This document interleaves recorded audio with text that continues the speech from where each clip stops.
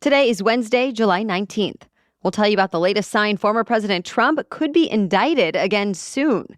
Also, an American soldier in North Korean custody, the first state in the U.S. to do away with cash bail, and President Biden's new plan to try to forgive student loans. Plus, TikTok debuts Elevate for musicians. The Powerball jackpot hits $1 billion, and the latest work trend is loud quitting. We'll explain those stories and more news to know in today's episode.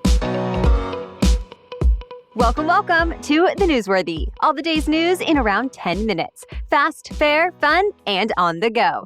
I'm Erica Mandy. Thanks so much for being here. You ready? Let's do this. Former President Trump could be facing more serious criminal charges soon. He says special counsel Jack Smith sent his legal team a letter this week telling them Trump is the target of an investigation and that he'll need to report to a grand jury. This investigation is apparently over the aftermath of the 2020 election and the events leading up to the January 6th Capitol riot. It's not clear exactly what Trump might be charged with, but letters like this one typically come before an indictment to let people know prosecutors have gathered evidence linking them to a crime. And if that indictment does come, as expected, it will be his third since March. But so far, none of them seem to have gotten in the way of his 2024 presidential campaign. Just last night, he spoke from a campaign event in Iowa, joking about his legal challenges. Then he took a more serious turn in a Fox News town hall when he accused the Justice Department of becoming a, quote, weapon for the Democrats. Some of Trump's allies in Congress are backing him up there, saying Dems just want to take down President Biden's top opponent. However, the U.S. Attorney General says there's nothing politically motivated about any of it. Former President Trump is not the only one who could face criminal charges accused of trying to undo the results of the presidential election. In Michigan, the state's attorney general brought conspiracy and forgery charges against 16 people who have been called fake electors. Now, this goes back to 2020 when President Biden won Michigan and all of its 16 electoral votes. With that, 16 Democratic electors were certified in the state to formally elect Biden. But here's where things get complicated.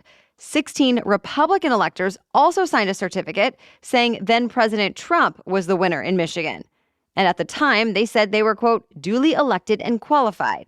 For that, they're facing criminal charges. So far, they haven't commented or entered pleas. But in the past, some of the so-called fake electors have defended their actions by saying they were only acting in case Trump's legal challenges were successful.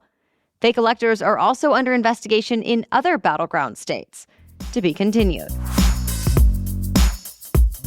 Illinois is now the first state in the U.S. to get rid of cash bail. Of course, we're talking about the system where you have to pay a certain amount if you want to get out of jail ahead of your next court date. This week, the state Supreme Court upheld a law that completely bans it for criminal defendants.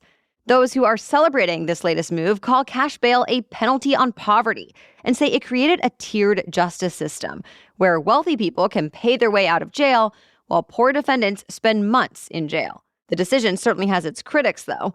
Groups that want to keep cash bail in place, including many law enforcement officials, feel it's there to make sure defendants show up in court and that it keeps dangerous criminals from returning to the streets while awaiting trial. Ultimately, the state's highest court decided cash bail needs to go, so it'll officially be eliminated in Illinois in September. What will that look like? Well, judges really won't be allowed to set bail, but they can order defendants who are charged with certain serious crimes to stay in jail until trial if prosecutors prove they're a danger to the public or a flight risk. Judges can also set conditions for release, like house arrest or restraining orders. Bail reform is actually just one part of a criminal justice overhaul in Illinois right now. A U.S. soldier is now in North Korean custody, making him the first American to be detained in North Korea in nearly 5 years. It's not clear exactly why he's there, but the U.S. Defense Secretary says he crossed into the North willfully and without authorization. Apparently, Private Second Class Travis King had first served time at a South Korean detention facility for assault charges. But about a week ago, he was released to U.S. Army officials who were going to take him back to the U.S., where he could have faced more disciplinary actions. Then at the airport, he parted ways with his escort and never boarded the plane home. Instead, he apparently joined a civilian tour group, and when they reached the heavily armed border into North Korea, he bolted. Now the defense secretary says he's concerned about the soldier's well-being, but the UN command says it's now working to resolve the incident. This is a week of extreme heat, not just for the U.S., but for Europe and Asia, too. Parts of France, Italy, and Spain are hitting all-time record highs with temperatures in the triple digits. And the European Union issued a red alert warning for today, too, in several countries. There's also record-breaking heat in China. This week, one Chinese city actually hit 126 degrees. Over in Iraq, it hit 122 degrees. Extreme heat is also continuing for the foreseeable future here in the U.S. As expected, Phoenix beat its all-time record with 19 days in a row of a high temperature at or above 110. Plus, it beat the record for the most consecutive days with overnight lows at or above 90 degrees. El Paso, Texas, has been in the triple digits for 33 days in a row now. And ocean temperatures off the coast of Florida have reached as high as 90 degrees, putting coral reefs in danger. Meteorologists now say the desert Southwest and Texas will keep seeing daytime highs in the triple digits for the rest of this week. And temps along the Gulf Coast and Mid-South will stay in the upper 90s with humidity that will make it feel as high as 115. Only the southern plains, places like Oklahoma and Arkansas, could start to see a little bit of relief in the coming days. More news is still ahead, but first, a quick break to thank our sponsor, Miracle Made. Anyone else here loathe doing laundry? Or at least I don't like finally finishing all the laundry only to feel like I need to do it all over again.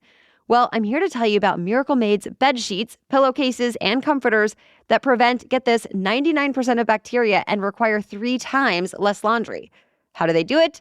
Inspired by NASA, Miracle Made uses silver-infused fabrics that prevent bacterial growth, which leaves them cleaner and fresh 3 times longer than other sheets. And of course, I wouldn't be telling you about them if they weren't also really comfortable to sleep on. Go to trymiracle.com/newsworthy to try Miracle Made sheets today. And whether you're buying them for yourself or as a gift for a loved one, if you order now, you can save over 40%. And if you use our promo code newsworthy at checkout, you'll get 3 free towels and save an extra 20%. Miracle is so confident in their product, it's backed with a 30-day money-back guarantee. So if you aren't 100% satisfied, you'll get a full refund. Upgrade your sleep with Miracle Made. Go to trymiracle.com/newsworthy and use the code newsworthy to claim your free 3-piece towel set and save over 40% off. Again, that's trymiracle.com/newsworthy to treat yourself. Now back to the news. This week, the Biden administration started a new process for erasing some student loan debt. This is a separate plan from the one the U.S. Supreme Court struck down last month that would have forgiven the debt of more than 40 million Americans. Still, this new one could help student loan borrowers save thousands of dollars over the life of their loans. The details are still somewhat murky, and this too could face some legal challenges. But one of the biggest changes so far is connected to income-driven loan repayment plans.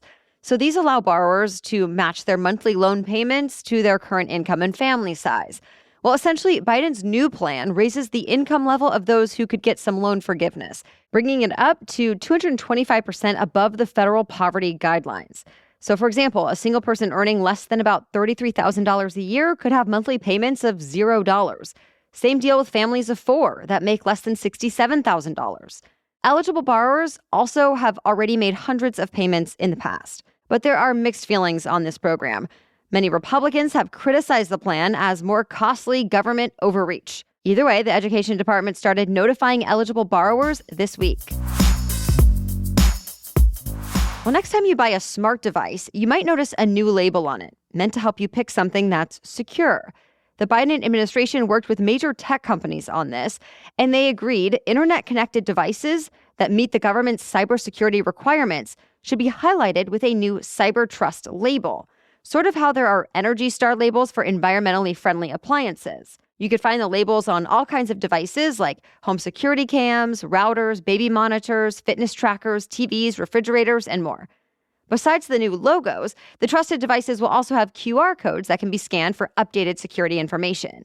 Among the requirements for approved products is they'll have to prove they properly protect user data, have the ability to accept software updates, and more. The program got started this week, and if all goes as planned, the new cybersecurity safety labels could start popping up on products and websites next year. More and more musicians seem to be getting their starts on TikTok.